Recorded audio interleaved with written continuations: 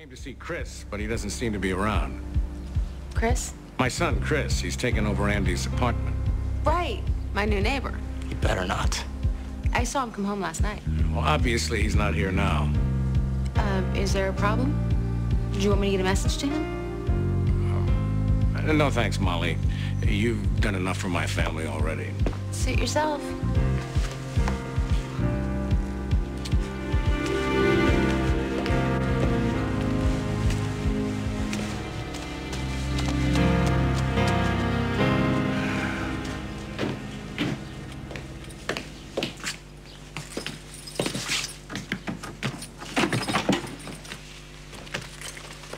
Hey. What? Thank you, Molly, for rescuing me from my father. You bit me. Yeah, I'm only sorry I'm not carrying any infectious diseases.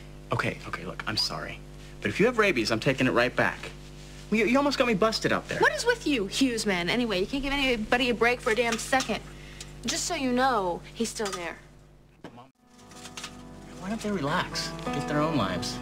Because living yours for you is so much more fun. Well, you know about this, huh? Yeah. My dad was, really, really scary. Way worse than yours. Of course, you never did anything wrong. I did everything wrong. What, let me guess, you, came home late one night, so he grounded you? Worse? He took away the most precious thing I ever had. Let's see, a car. Really nice car if it was you. Rebuilt Ford Mustang? My daughter. Your daughter?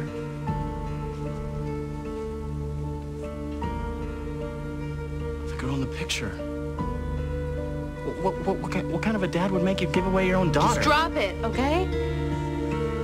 You brought it up. Just get out of here now. Go. I mean, who's the father? Holden. What? You had a kid with Holden Snyder? He didn't know about it.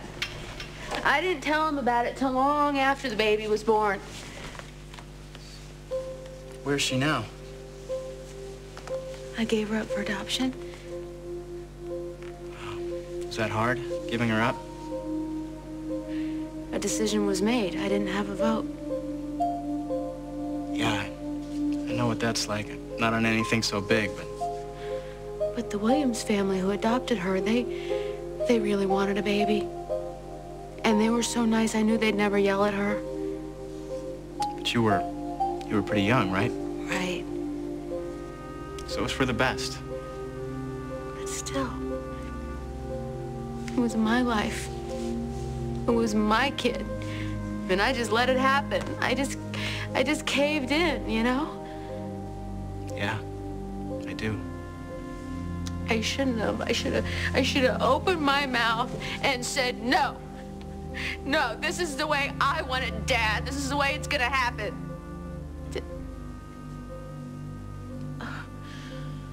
I'm sorry. It just gets to me sometimes. Yeah, I understand. Nah, I better go. Thanks for letting me hang out, though. No, it's okay. I owed you, remember? You know, there's a back stairway if you want to make a quick retreat. Abigail's mother. Oh, my God. I can't believe it's you. I was just talking about you. Thank you for sending all those pictures of Abigail. It's great to see her all the different ages. Well, I'm glad because She is so beautiful. I see a lot of Holden in her, but I think she definitely has my smile. You know, I framed the baby picture. Molly, I called for a reason. Oh, my God. Something's happened to her. Something's happened to Abigail.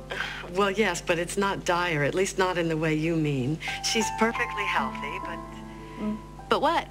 Well, you're aware that she's very into her identity, which is pretty typical, except for adopted kids, it's incredibly loaded. She wants to know about Holden and me. Yeah, she's trying to figure out who she is. And you're thinking it's time that we meet. How would you feel about that? I'd love it. Anytime, anywhere. You name it. You know what? I'll come to you. Or we can go someplace neutral like Chicago or L.A. might be good for her. She might be excited to go to L.A. Molly, wait. Before we do this, if we do this, you and Holden and I should talk. Until we do, I don't want to tell Abigail about this. Oh, sure. Yeah, whatever you think is best. Would you be free for lunch tomorrow, say about noon? Absolutely. Yeah, we'll go to the Lakeview Hotel. They have a great menu, something for everyone, you know. Molly, wait. Before we do lunch, are you sure about this? It's a big step, and none of us know exactly how it may go. I don't care how it goes. I mean, I do care, obviously. It'll be fine, I'm sure. I'll see you tomorrow, Lakeview Hotel at noon. Thank you, Mrs. Williams. Courage. Oh, hey, here she is now. Oh. Hey, Molly, how are you doing? Mrs. Williams? Oh, Diana, please. Diana, it's really wonderful of you to come here, really. It feels like it's been ages since I last saw you. Molly, I'm sorry I was late, but it was unavoidable. Delay, that is, but I promise I'm going to try to make up for lost time. So, well, bombard me with questions. Go ahead, ask me anything you like. Molly, this isn't an interrogation. I just wanted to meet with you and Holden and have a relaxed chat. Oh, sure. Oh, sorry again. We'll chat away. You know, it's really funny. I used to have this television show called In Your Face, but I want you to know I'm not an in-your-face kind of person at all. I mean, on the show, I wasn't even in people's faces, actually, like that. It was the name of the show, to get a younger demographic watching, you know, something catchy. You know how TV land is. Or, well, maybe you don't.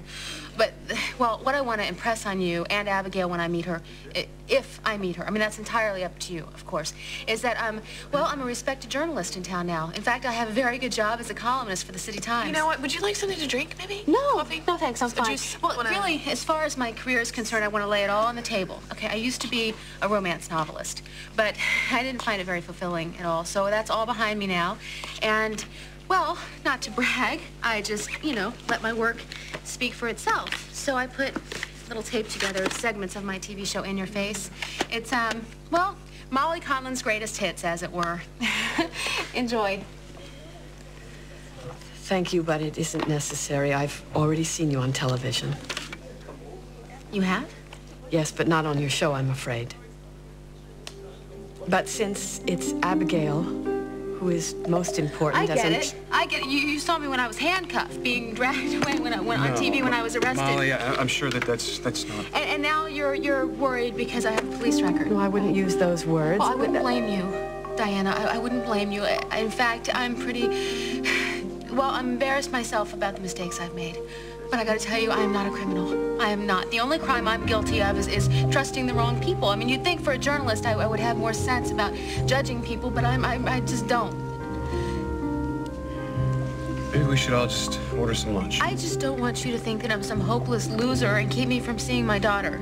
Really, I'm not here to judge you. You know what? Why don't you get the waiter? I'll get the waiter. I couldn't have handled this worse. Please, excuse me. She was just trying to make a good impression. She was afraid you'd be turned off by all the negative publicity. I believe she has good intentions, but the way she lives her life...